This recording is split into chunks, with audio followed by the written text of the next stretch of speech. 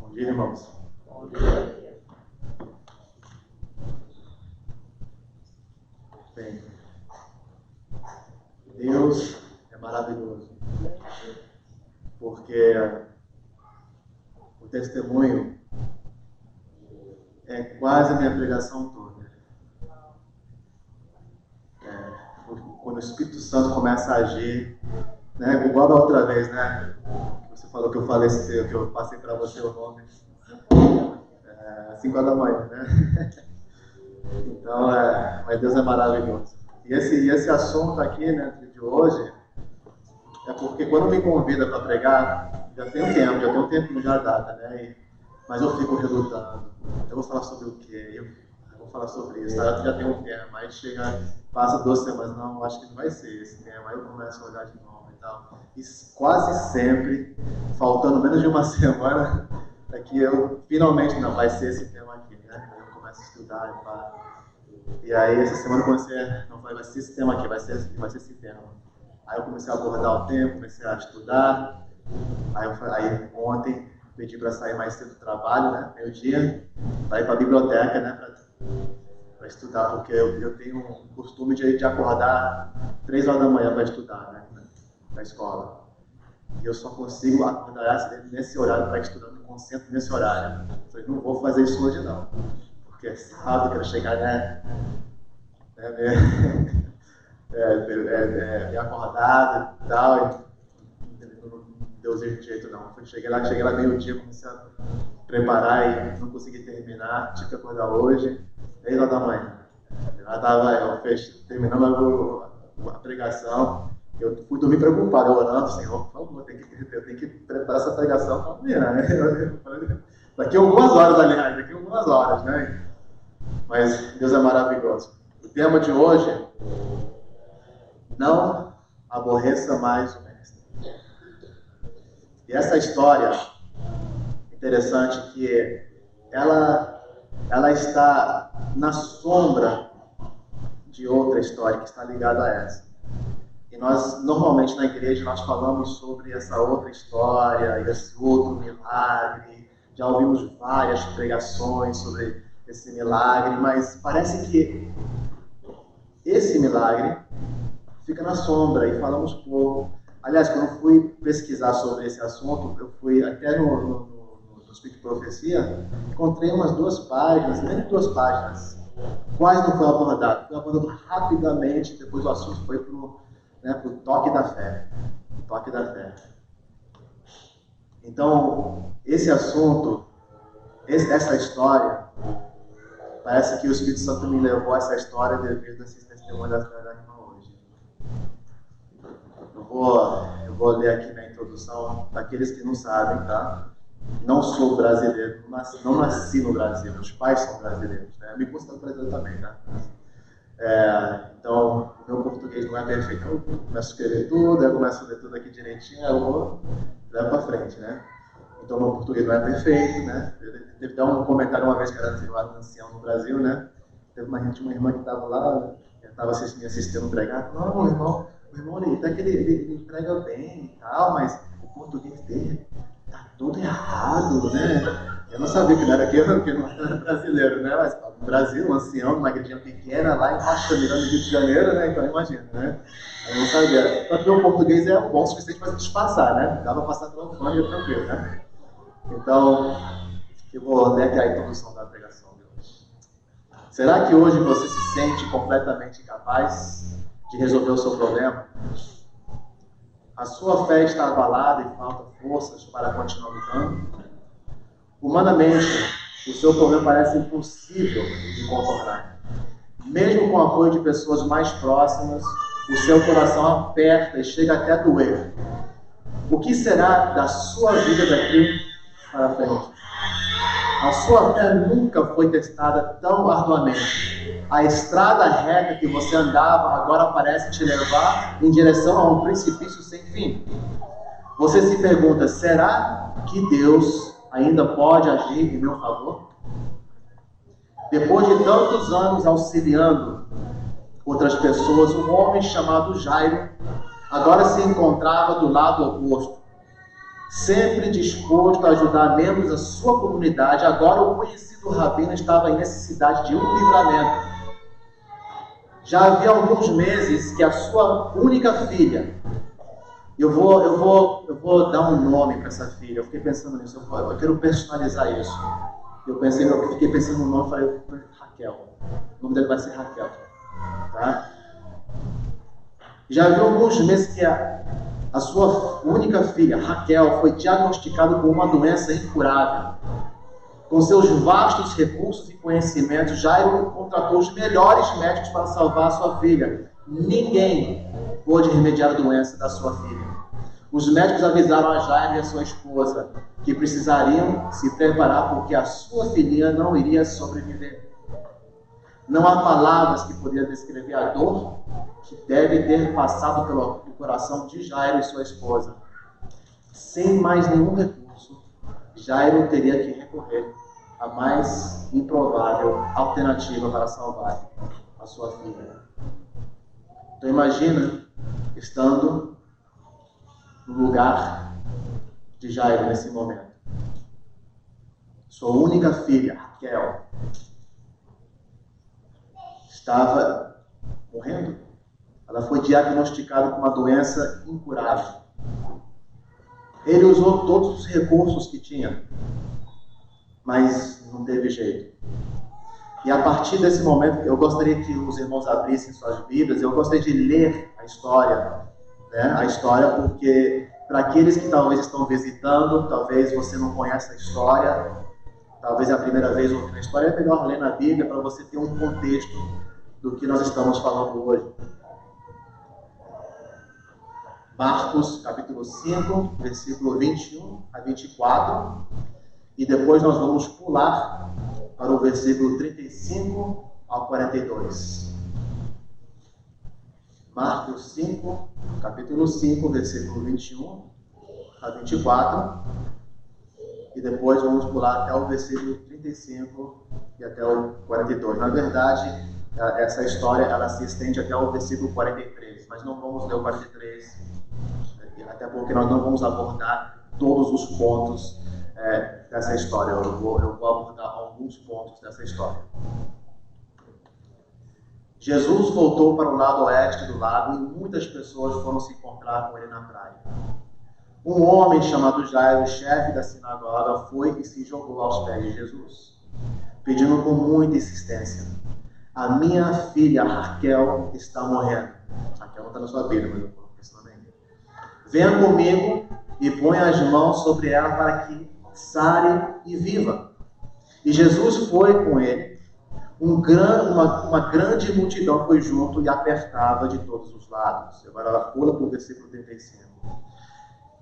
Jesus ainda estava falando quando chegaram alguns empregados da casa de Jairo e disseram: seu Jairo, a menina já morreu.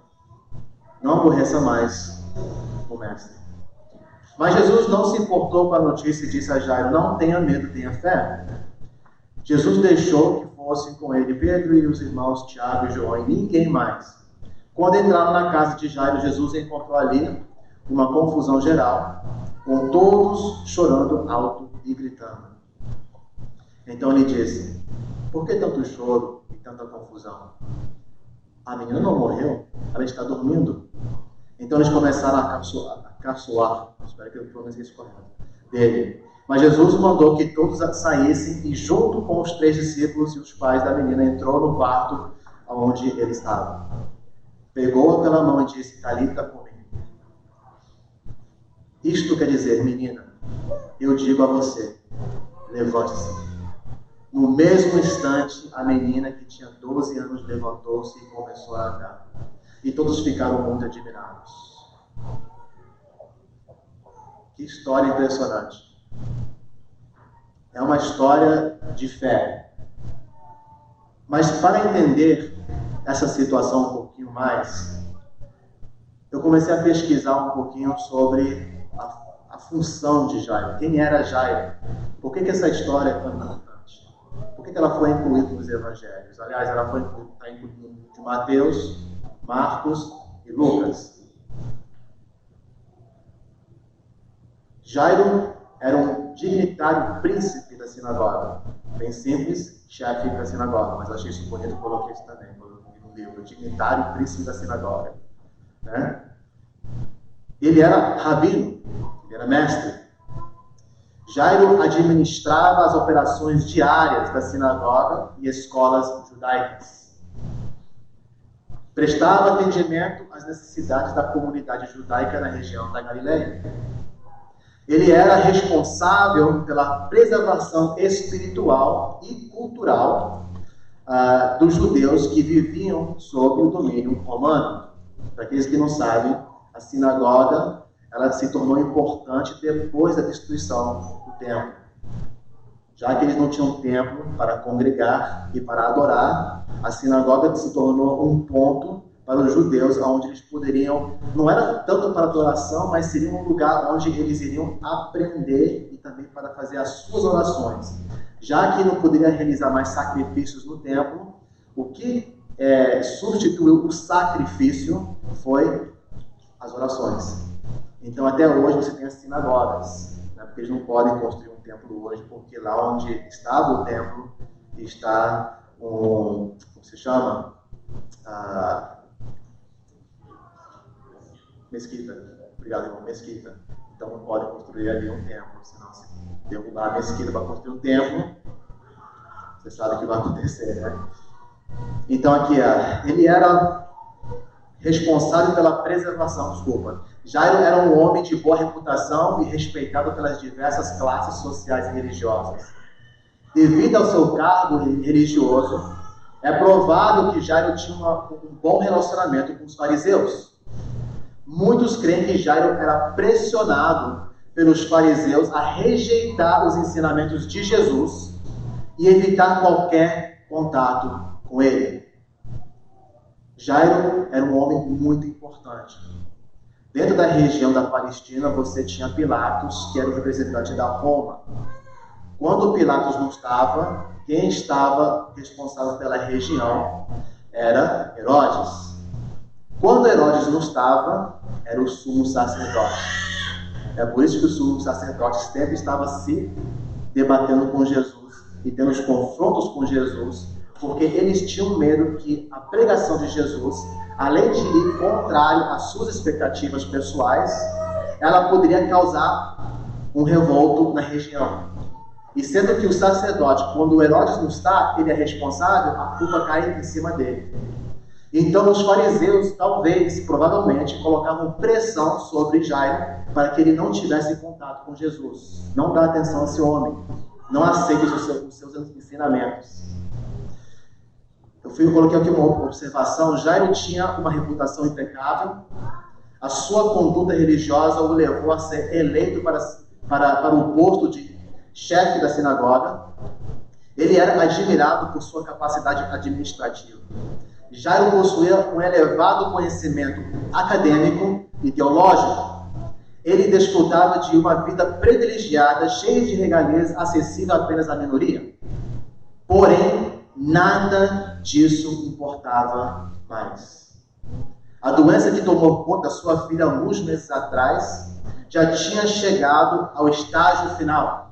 Apenas uma intervenção divina seria capaz de salvar a sua filhinha Raquel. Estava na hora de ter um encontro com Jesus. Agora a pergunta: quantos de nós já passamos por uma situação semelhante? Quantos de nós talvez hoje estamos passando por uma situação semelhante? Ou talvez você conheça uma pessoa que está passando por uma situação semelhante a essa. É importante que nós entendamos que a maneira que Deus age ou agiu na vida dessas pessoas, Ele ainda pode agir hoje. Ele continua agindo. O testemunho da irmã comprova isso. No versículo 22, ali Marcos ele relata que quando Jairo chegou até Jesus, ele se jogou aos pés de Jesus. mesmo sob a ameaça de perder tudo que havia conquistado, Jairo estava determinado a se expor publicamente e pedir ajuda a Jesus. Nada mais importava para ele. O que estava em jogo era a vida da sua filha. Era a vida de Raquel. Mesmo se ele perdesse tudo, mesmo se os fariseus chegassem lá, olha, você não vai mais exercer essa função, Jairo não queria mais saber disso. Porque o que mais importava para Jairo é que a sua filha sobrevivesse. Ao prostrar-se perante Jesus, Jairo estava expressando humilhação e respeito ao Mestre. Isso não foi um ato qualquer. Isso é porque Jairo ele respeitava Jesus, ele já conhecia Jesus, mas devido à pressão dos fariseus, provavelmente ele se mantinha longe de Jesus para não ter atrito com os fariseus. Porém, chegou o momento que já não dava mais. Jairo teria que ter esse encontro com Jesus. Quando nós estamos pressionados, quando nós estamos sem solução em nossas vidas, chega uma hora que tudo o que a gente acha que é vergonhoso ou que vai ofender uma outra pessoa, seja o que for, quando está na hora de ter um encontro com Jesus, é porque está na hora de ter um encontro com Jesus. Não adianta ficar adiando esse dia.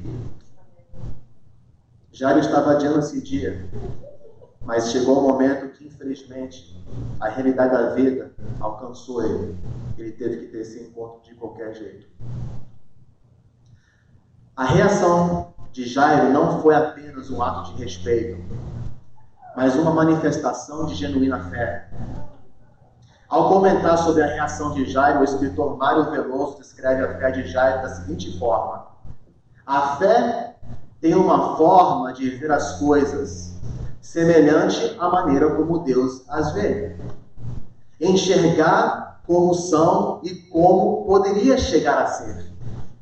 A pessoa que não crê só as vê como são. Uma pessoa doente é só isto. Um doente. Uma pessoa morta é só morto. Mas a fé vê um milagre na tragédia e na morte vê ressurreição. Entenderam bem? Em Hebreus 11, versículo 1, a fé é a certeza que vamos receber as coisas que esperamos e a prova de que existem coisas que não podemos o quê? Em outras palavras, se você vê essa pessoa doente e você está orando por essa pessoa, pela fé, você vê essa pessoa curada, você consegue ver Jesus realizando um milagre na vida dessa pessoa. Uma pessoa que não crê, simplesmente vê uma pessoa doente, não tem jeito. Mas quando você tem fé em Deus, isso significa que você vê além daquela situação. Você consegue ver Deus agindo, você consegue visualizar isso, e em prol deste milagre você começa a orar e buscar a presença de Deus. Isso é muito forte o que o Mário Veloso escreveu no seu livro, falando sobre o livro de Mateus, aliás, aqui, falando sobre essa história. Mesmo que Jairo nunca havia pessoalmente presenciado um milagre de Cristo, ele tinha a certeza que Jesus era capaz de curar a sua filha. Ele tinha essa certeza. No versículo 23, 24, interessante.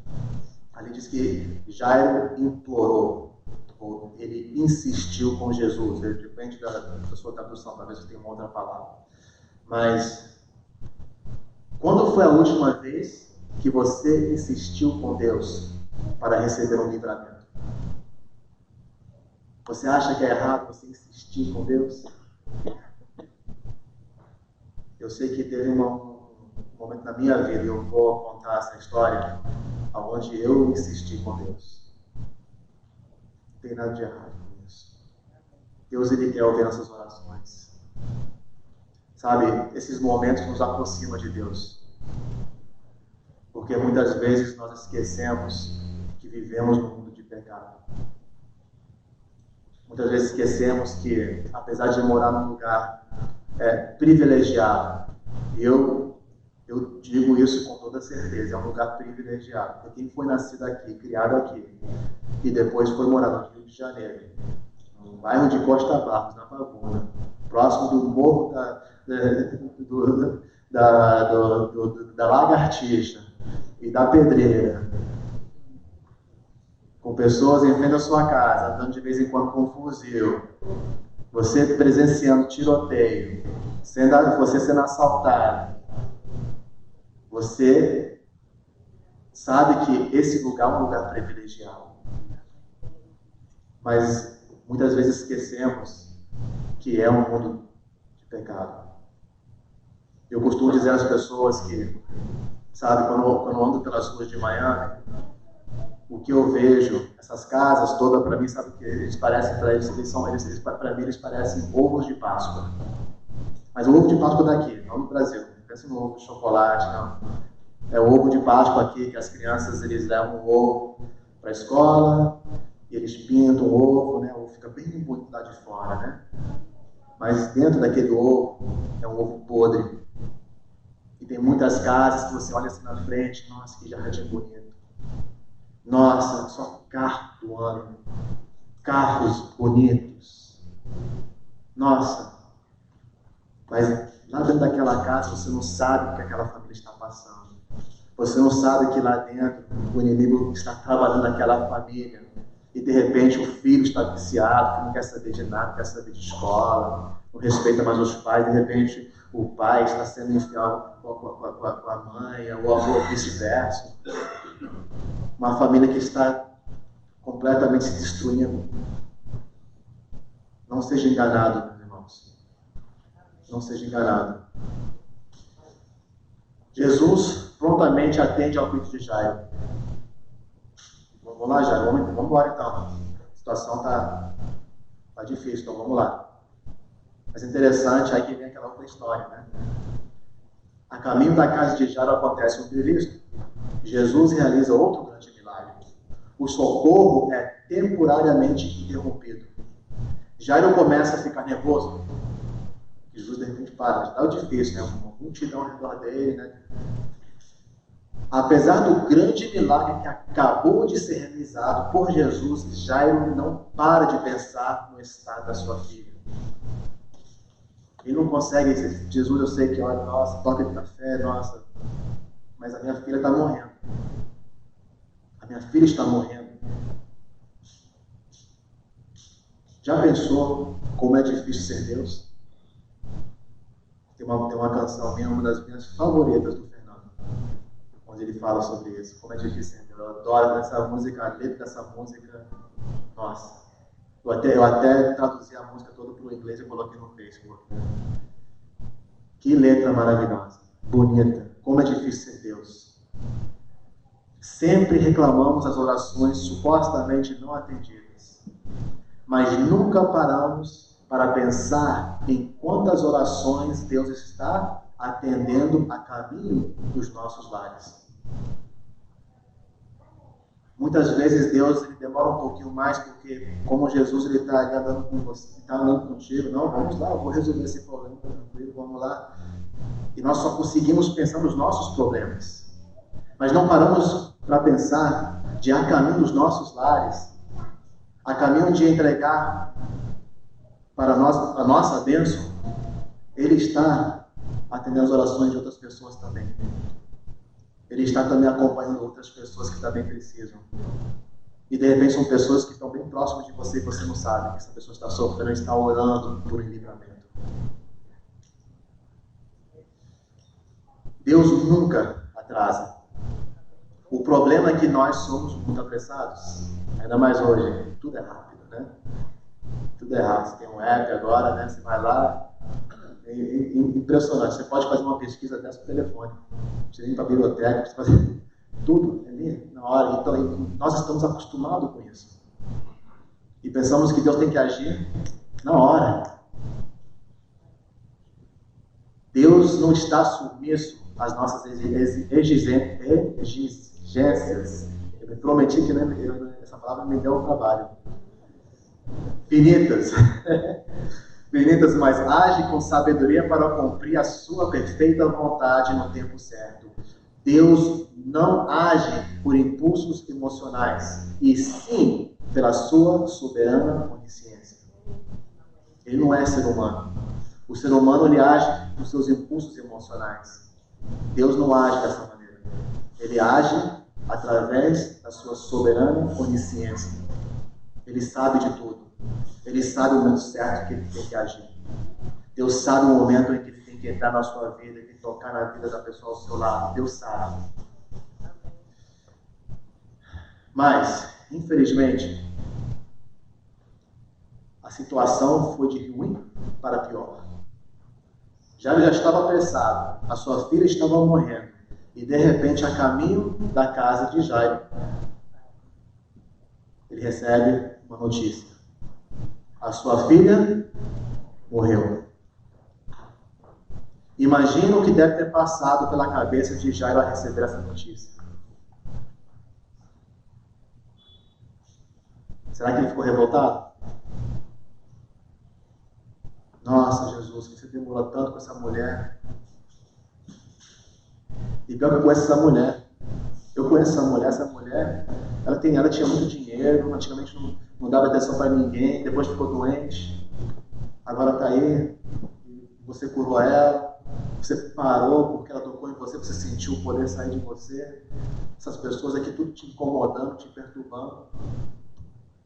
E agora a minha filha morreu? Será que você já se sentiu dessa maneira? Seja sincero. Todo mundo aqui é ser humano. Eu sou ser humano. Nossa, essa semana tive um dia terrível no trabalho. Eu estava orando e reclamando com Deus. Senhor, estou orando a Ti, Senhor, o que está acontecendo e tal. Não quero mais passar por isso. Nós reclamamos, nós somos seres humanos. A reação de Jairo nesse momento, de repente, foi eu não estou dizendo que a Bíblia não diz isso, mas eu estou dizendo como ser humano. Se eu estivesse no lugar de Jairo, o irmão Paulo teria ficado revoltado. Não aborreça mais o mestre. Deixa. Acabou. Será que ele deveria desistir nesse momento? Será que já deveria desistir? Jairo sabia que Jesus poderia curar a sua filha, mas agora que a sua filha, agora que a Raquel já havia falecido, será que ele ainda poderia ressuscitá-la?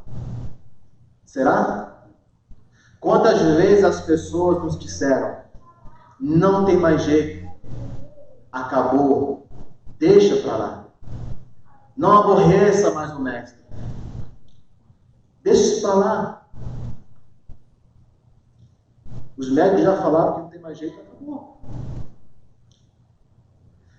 Infelizmente, somos muito tímidos na fé. Nós somos muito tímidos. A seguinte declaração da Ellen White é muito forte. E essa declaração eu li na lição de 2 semanas atrás, se não me engano. E quando eu li essa declaração, eu falei: nossa, são poucas palavras, mas para mim, somos anões nas conquistas espirituais. Você entende o que significa? Que somos anões nas conquistas espirituais. Em outras palavras, você não tem ideia do que Deus pode fazer na sua vida.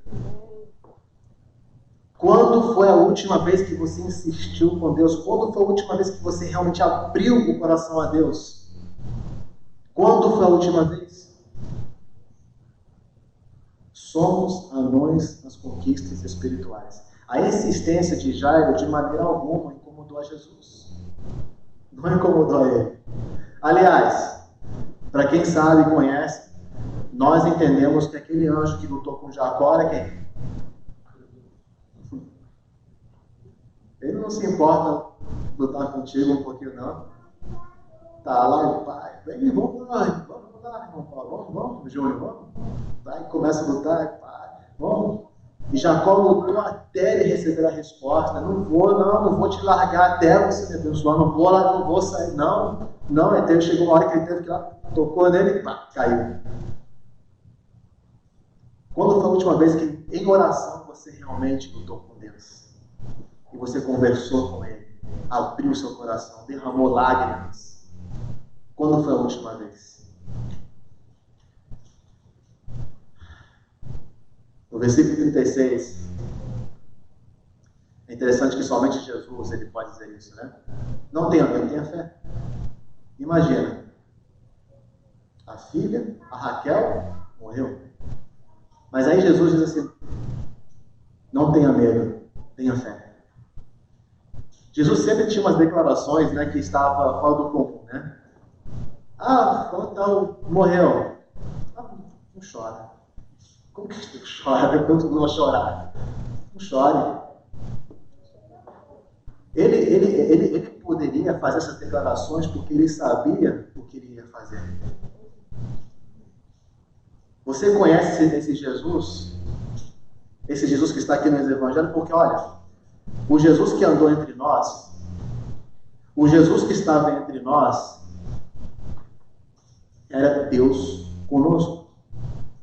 Então, para aqueles que não haviam conhecido a Deus antes, passaram a conhecer Deus pessoalmente através de Jesus. Muitas pessoas confundem os acontecimentos e os eventos do Velho Testamento e acham que Deus era um Deus rígido no Velho Testamento. Muito pelo contrário. A justiça de Deus, ela caía sobre certos povos depois de muitos anos de insistência, mandando profetas. É porque nós viramos as páginas do Velho Testamento e pensamos que tudo acontecia todo dia assim, né? Chegava uma praga, tal, fogo do céu. Não era assim não, meus irmãos. O mesmo Deus que amava no Velho é o mesmo Deus que estava entre nós, através de Jesus, quando Jesus estava entre nós. Não tenha medo, tenha fé. Quando uma porta se fecha aqui, Deus abre outra porta ali. Já ouviu essa música? Já ouviu essa música, né? O que o homem considera impossível, Deus vê como oportunidade. O que você vê como impossível, isto é uma oportunidade para Deus. São os momentos mais difíceis que Deus costuma agir. Algumas vezes é necessário que Deus permita que a solução estenda além da capacidade humana para que o homem reconheça que Deus é maior que qualquer problema que enfrentamos. Ele deixa chegar até aquele ponto crítico mesmo, onde o ser humano não pode mais agir. Não tem mais jeito. E aí, ele começa a agir na sua vida e você vê que realmente Deus está sob o controle de tudo. Não existe maior tragédia do que a morte.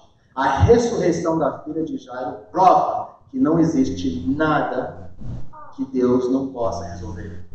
Não existe nada que não possa resolver. Eu lembro, muitos anos atrás, quando eu casei, a minha vontade maior era ser pai. Sempre quis ter uma família. Sempre quis ter uma família. E casei, ficou casado 5 anos antes de ter nosso primeiro filho. O único filho, aliás. E eu lembro quando a Laísa, a gente foi junto, né, pra clínica para ver, né, se ela realmente estava grávida, toda, né? A gente foi lá e o médico, não, sim, ela está grávida, mostrou ali, né, o raio-x, né? Tava lá, aquela sementinha lá, pequenininha lá, né? Aí eu falei, se aquele ali é uma criança, falou assim, é uma criança, né? Essa aí tá tudo alegre, né? Tudo feliz. Aí passou os meses, aquela expectativa, né? Crescendo, né? A barriga crescendo. E chegando quase no final, acho que já estava com o quê? Quase 9 meses aí. A gente foi a última vez na clínica, né? Quase 9 meses, né? Chegando no final, a gente chegou lá e tal. Aí foi fazer, né, uns procedimentos, né, normais. E aí depois a enfermeira chegou, eu acho que foi a enfermeira, não lembro muito bem não. Chegou e falou, olha, vocês têm que ir para o hospital agora. Agora, porque já não tem mais líquido. A gente não sabia que a Laísa estava no banheiro, né? Na noite anterior, e o líquido estava. A gente não sabia. Falou, olha, tem que ir agora, senão essa criança vai morrer. Então a gente foi desesperado, né? A gente foi para o hospital, né? Hospital público, né? Não tinha condições no hospital, né? Particular, a gente foi para o hospital público lá no centro da cidade. A gente foi lá e levaram a Laísa lá para dentro, estava demorando atendimento, né? Aí eu consegui falar com alguém lá dentro e falei, olha, a situação dela é essa. A situação dela é essa, e pai, depois foram, pegaram ela, e aí eles atenderam ela e eu fui para casa, não pude ficar, né?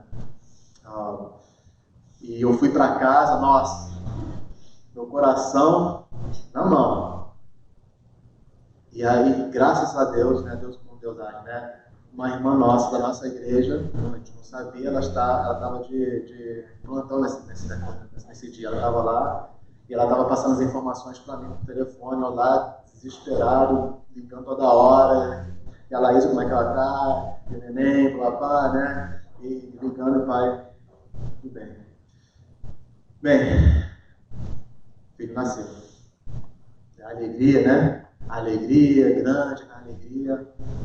E aí no outro dia, me preparando, me arrumando, lá para o hospital, para ver, né? O filho, aquela coisa toda. E eu fui lá, né? E finalmente consegui entrar lá para ver o meu filho. E a gente entrou lá e aí mostrando para a gente a criança, né? A neném que estava lá. Então é interessante essa parte da história, né? Que a Laísa, depois que o nosso filho nasceu, né? A Laísa estava lá admirando a criança, né? Aí a enfermeira chegou para ela e falou, não, olha, não é essa criança não, é aquela criança ali. Ela, porque a que era nossa, era feminino. E ela estava admirando a criança de outra pessoa que era bonitinha, a criança, né? Ela estava admirando a criança, não é essa aqui não. É aquela ali, ó. É o patinho feio que está lá. Né? Aí ela tudo bem e tal, e a gente foi lá, aí a Laísa me levou até ele, eu também olhei assim para ele assim, meio esquisito, né? Assim, né? Nossa, ok. Mas aí, o que a gente não sabia, né? Depois de todo esse drama que a gente passou, a enfermeira chegou pra gente e falou, olha, pais, nós temos que conversar com vocês. O seu filho, ele apresenta ele está apresentando várias características físicas de uma criança que tem problemas. E o problema seria assim, síndrome de Down. A orelha abaixo da linha do olho, a orelha para fora, a marca na mão, os dedos nos pés separados, a boca pequena, várias características. E a gente olhou e agora a gente começou a colocar, né, a gente começou a entender o porquê, né? E não desrespeitando uma criança, né? Mas foi a nossa reação natural de ser humano, né? E quando ela disse isso, o meu mundo desabou nesse momento.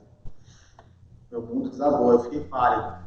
A enfermeira até pegou uma cadeira, colocou assim do lado, pegou um copo, né, da água para beber, e a Laísa, né, ela sentou no colo, me abraçou e começou a chorar. Foi um momento muito intenso pra gente, porque a gente tinha uma expectativa como pais, e chegando lá e ouvir isso, pra gente não, sabe, e só para você ter uma ideia, a Laísa, no ano passado, ela mostrou para mim uma foto de uma criança. E ela falou assim, quem é essa criança aqui? Eu falei, pô, é o Eric. Ela falou, não, isso aqui é o filho de uma colega minha no Brasil, que tem síndrome de Down.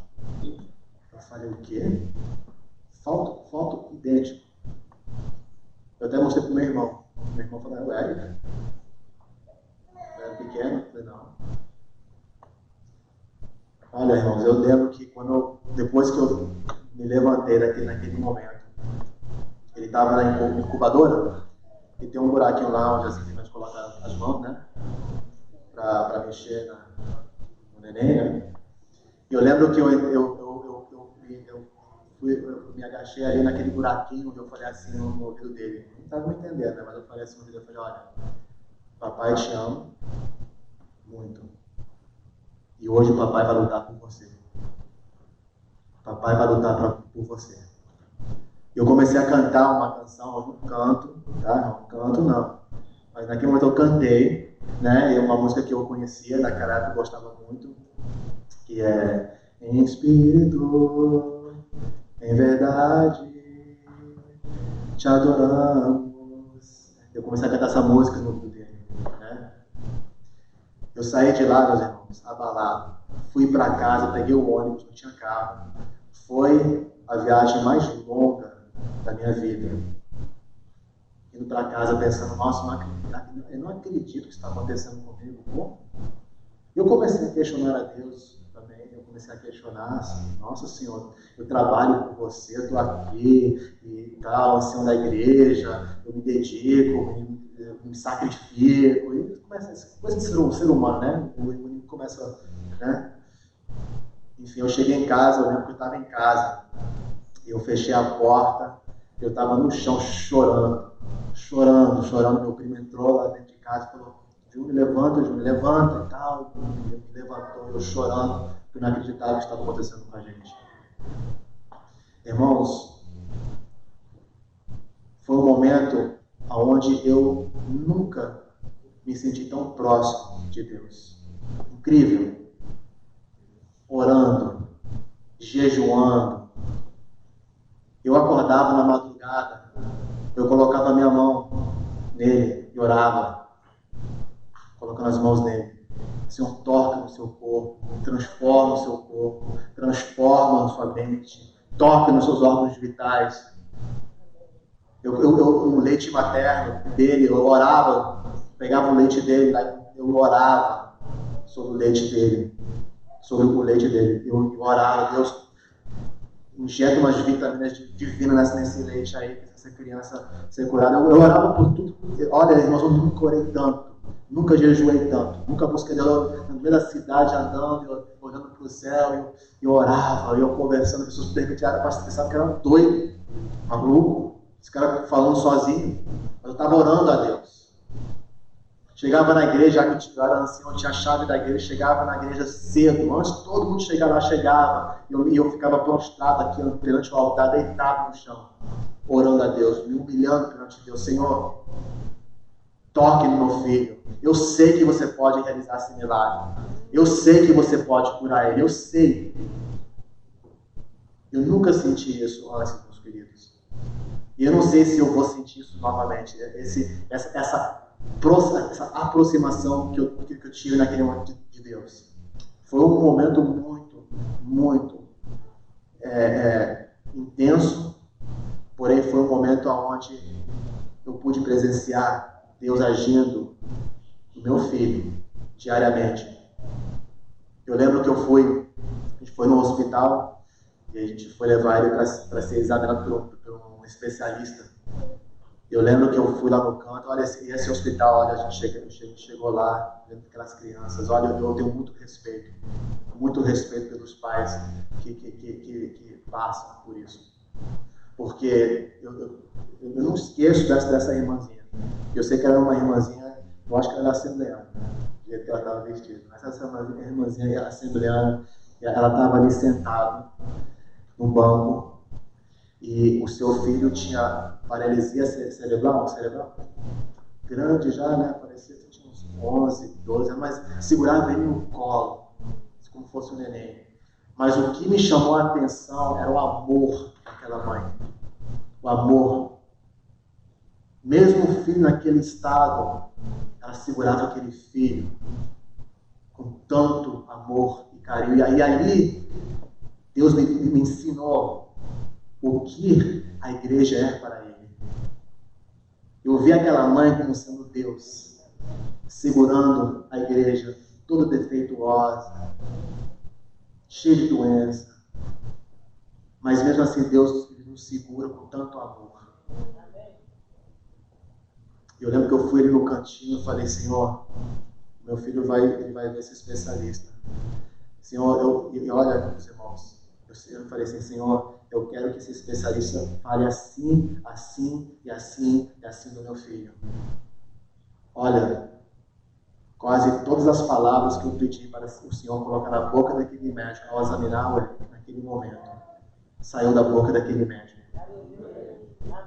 Irmãos, isso é uma história real, isso é fato. Isso aconteceu de verdade.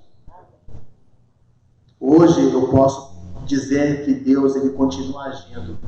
A minha situação não foi a situação do Jairo. A situação do Jairo foi mais parecida com a situação da irmã. Mas tem situações em que nós passamos na vida e pensamos, não tem mais jeito.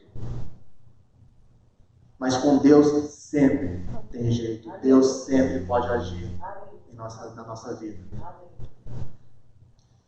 Hoje o Eric está ali atrás, para quem não conhece, o Eric está ali sentado ali atrás. E o Eric ali, ó. Eu vi Deus transformando ele. Aquelas características que ele tinha desaparecendo. Hoje está aí. Hoje está aí, está aprendendo japonês, alemão, sonha aí, quer ir para o Japão. Eu e a Laís a gente está orando para aquele mundo de ideia, né? O Japão é muito longe, meu filho. Filho único, né? Mas é assim mesmo, assim mesmo. Que Deus possa tocar em nossas vidas. Se você está pensando em desistir, eu declaro em nome de Jesus que você entregue o seu problema nas mãos de Deus. Mesmo que tudo pareça impossível de ser resolvido, Deus sempre vai agir em favor dos seus filhos. Pode não ser da maneira que esperamos, mas tenha certeza que Deus sempre vai dar uma resposta. Amém? Amém. Que Deus seja louvado. Que nós possamos ter um ótimo sábado e nunca esquecer do nosso grande Deus. Amém.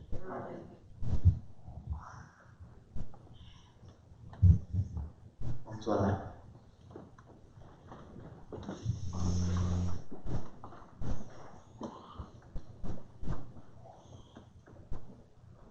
Senhor Deus, nosso Pai maravilhoso.